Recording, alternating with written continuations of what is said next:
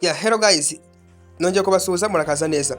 Iyi ni yaca no smart income. Gahunda no gukorera amafaranga online kandi mu buryo bwizewe kandi buhoraho. Korera amafaranga yawe mu gihe gito cyane ubashe kuba wamenya business nziza wakoreramo amafaranga. Mbere ya byose kugira ngo bibone neza tambika telefone yawe kugira ngo bibe binini cyane kugira ngo buri kantu ndakora kabe kagaragara. Gahunda rero ihari. Ngiye kuba nabereka uburyo ki twashyiraho amafaranga tukongeramo igicuruzwa. Nababwiye yuko naguze product nkaba narafunguye amafaranga nkaba naramaze gukuramo nayanjye nkaba ndi gukoresha inyungu. Nkaba ndi gukora mu nyungu zayo nagize. Urabona igicuruzwa cyanjye urazuga kanda hano handitse invest warangiza ugahita ukanda hano hejuru haba handitse hold pieces nasho 1013 tugiye kuba twakongeramo ayandi. Urabona amafaranga hano hano hejuru kambibereke ngeye business ni nziza cyane kabisa. Ngibi hano urabona hano ngibi uko bimeze ibicuruzwa nasizemo. Urabona igicuruzwa nahise ngura igicuruzwa cya 13 hano hasi nanone ayinjira buri munsi ni 10 ni cyatatu ahangaha hose mwamaze kuba kwitariki tuvugana ku itariki 18 z'ukwezi kwa mbere maze kubikura aya mafaranga ibihumbi 18,200 niyo maze kubikura. Dore gihe na product nayiguriye ni iki ngiki. Buri munsi mba ndaza ngakanda ahangaha haba handitse ndaza buri munsi ngakanda hano haba handitse erini. Ahangaha niho nkanda haba habaye inuza wowe uyirimo urayibizi neza neza. Gahunda ngiye kuba nakongeramo amafaranga nkigurira product. Nababwiye product ndagura uko imeze. Hano turagarura inyuma niturangiza tuze hano ngizi product ngizana. Iyo ngiye kuba nagura ni ingi ya 18 yaguraga 18 hano yaguraga 18 ariko hano bakatuye bagira 16,200 kubera yuko bakubise hasi bagiye kuba bazikura. Ni gihe gito bagiye guhita bazikuraho neza cyane. Gahunda rero ihari ni iyi. Tugiye kuba twaza tube twadepoza tugiye kuba twaza hano tube twadepoza ziracyariho turaza hano ntago bari bazindura. Turaza gite tuza ahangaha icyo turakora turahita tuza ahangaha ku ntangiriro. Fata umunyeshuri turahita twemeza hano handitse home. Ahangaha handitse home niturangiza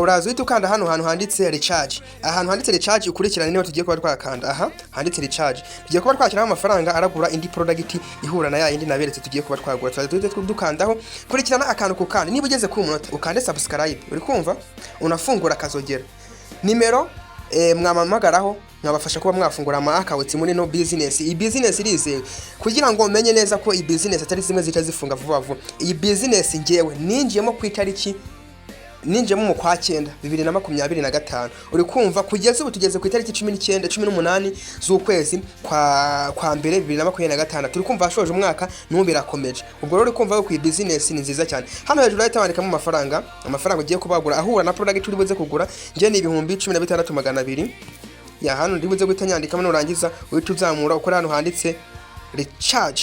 Hano handitse recharge nurangiza hano urabahita bakwereka ko byabaye submit successful please complete. Hano urayibuze guhita ukanda hano handitse okay. Urabona hano barahita hano bahita baguha nimero ari buze kuba yaturukaho. Hano ni 16,200 tugiye kuba twashyiraho. Hano ziribuze guhita tukanda kuri sim card araturukaho ni MTN. Tuhitemo hano duhite twandikamo nimero izi nimero ngiye kwandikamo hano ni nazo wanamamagaraho cyangwa wamamagaraho yo kunyandikira WhatsApp yo nayo narayitanze mu yindi video. Uraza wandike 07 wandika nimero ziribuze kuba zavaho amafaranga nyirizina. Yego uribuze ko wazandika nurangiza wandike zose uko zimeze. Nurangiza iyi nimero ni iribuze kuba yavaho amafaranga. Nurangiza kuba wabyemeza gutya icyo urakora uraza hano uhite ukanda ahantu handitse confirm my payment number. Nurangiza ukandeho.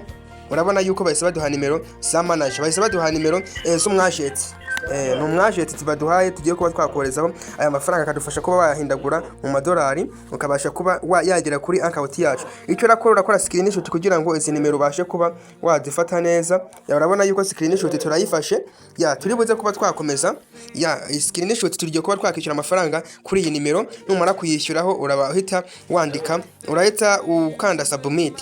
Icyo urakora tukanda submit numara kuba wakorezaho amafaranga ngaya ahangaho tugiye kuba twakorezaho tugiye kuba twayoherezaho kurikira witonze. Tugiye kuba twayoherezaho ngenda akoresha indi phone ndi kuyohereza gusa turagaruka inyuma duhita tuyasangaho. Hano amafaranga tubashije kuba twayohereza tugiye kuba twagura igicuruzwa cyacu. Tugiye kuba twagura igicuruzwa cyacu. Icyo turakora tujye dukanda hano handitse submit. Turakanda hano handitse submit urangiza ukonde okay. Na handi buze kuba wakora n'ahandi uri buze kuba wakora. Icyo urakora urahita wigarurira inyuma. Hano nurangiza asa kumitiza kuyibona, nurangiza umaze kuyoherezaho amafaranga amaze kuba nayoherezaho, urahita ugaruka inyuma. Nurangiza kandi kugaruka inyuma, aha ngaha amafaranga twoherejeho turayoherejeho, tugenda tugaruka inyuma.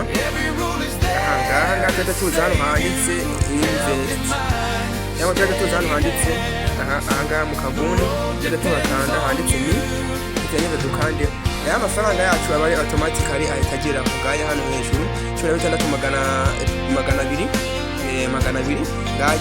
Aya ni amafaranga mwibutsa, aya ni amafaranga aba atarakorwa, ataragira igikorwa akora, ataragura product, afite igikorwa aba ari aha ngaha. Aya ni ayaba yinjiye, afite igikorwa ari gukora, aba ari aya ngaya yahise ajya hano hejuru. Aha ni aya ngaya nyine tugiye kuba twakongeramo amafaranga tugure product. Twagiye tuza aha ngaha handitse invest, hasi handitse invest. Aha ngaha uze kuba wakandaho, nurangiza uze hano tugiye kuba twagura product. Ile product tugiye kuba twagura ni iyi 16,200 yaguraga 18. Uri kumva yuko bakatuyeho hafi cyangwa cya 800. Tugiye kuba twakanda hano hejuru handitse sold out time. Uraza ukanda hano handitse sold out time, uraza ukandeho. Nurangiza urabona hano uko igicuruzwa cyawe kimeze ngiki. Aha ngaha urabona amafaranga azinjira, hano ni ibihumbi 18 igicuruzwa kigura. Hano abo bazagukubira bagenda bakukubira, hano ni azajya yinjira buri munsi hose hamwe period iki gicuruzwa cyawe kizamara. Aha ngaha kizamara iminsi 51 hose hamwe uzaba umaze kuba wakinjiza rero amafaranga angana gutya. Uzaba umaze kwinjiza amafaranga angana n'ibihumbi 42,387. Aya niyo iki gicuruzwa cyawe kizarangira n'iyi minsi 51 kimaze kwinjiza. Uri kubona yuko ni amafaranga meza cyane. Urabona yuko mw'iyi minsi uzaba ufite amafaranga ahagije. Icyo urakora urahituza ahantu handitse, uraza ukande hano handitse select option, hano kandeho, uraza ukandeho. Nurangiza utukanda hano handitse select option, nurangiza yemeza. Nurangiza utukanda hano handitse hepfo urazamura, kandi hano handitse recharge. Aha kubera tugiye kukigura, uraza wakandeho handitse recharge, hiselecting mwiri bara. Nurangiza icyo urakora urahita ukanda hano hasi handitse join. Aha niho uri buze kuba wakanda, urahita ukanda join. Nurangiza hano baba bari kukwereka ko igicuruzwa cyawe kigiye kuzajya cyinjiza amafaranga iminsi kizamara, amafaranga hose hamwe azinjira urimo urayabona. Urahita ukanda hano handitse confirm hasi. Aha urahita ukanda hano handitse confirm. Turangiza igicuruzwa cyacu kibagiye kuba twakigura. Urabona yuko bibaye services. Icyo urakora urahita ukanda hano handitse okay.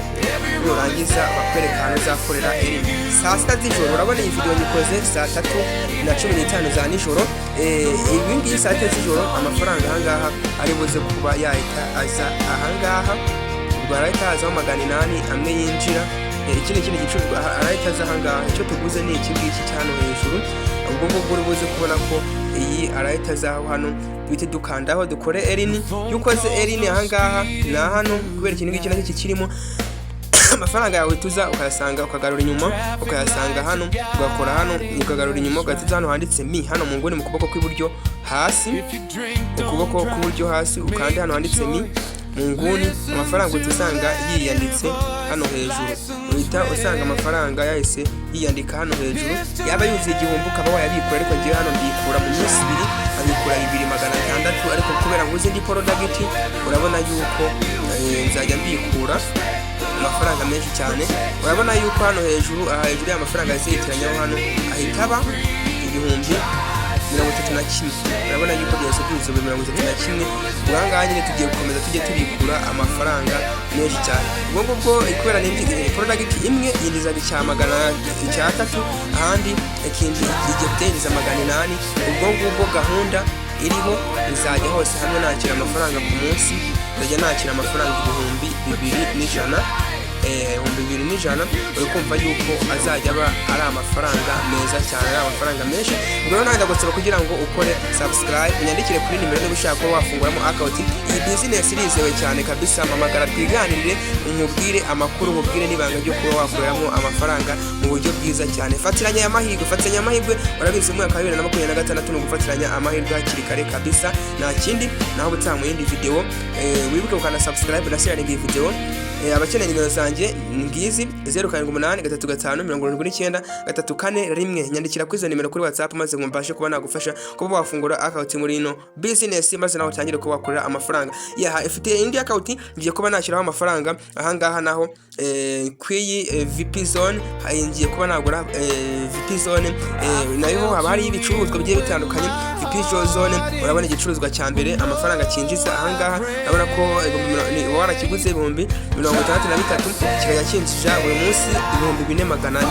uri kubona yuko ni amafaranga menshi cyane, kizamara iminsi 42 ukaba umaze kuba wabikora amafaranga 185. uri kumva yuko iki gicuruzwa muri iyi minsi hafi kwezi bikurengaho iminsi mikeya, urabona yuko uba ufite amafaranga atubutse cyane. ubwo rero uri kumva yuko gahunda ni gukorera amafaranga, utazavuga ngo wabuze ahantu ukorera amafaranga kandi online hano mba nabahaye utuntu tw'ubwenge.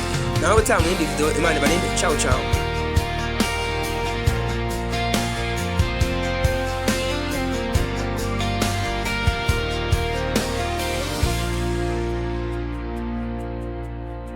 No phone calls, no speed.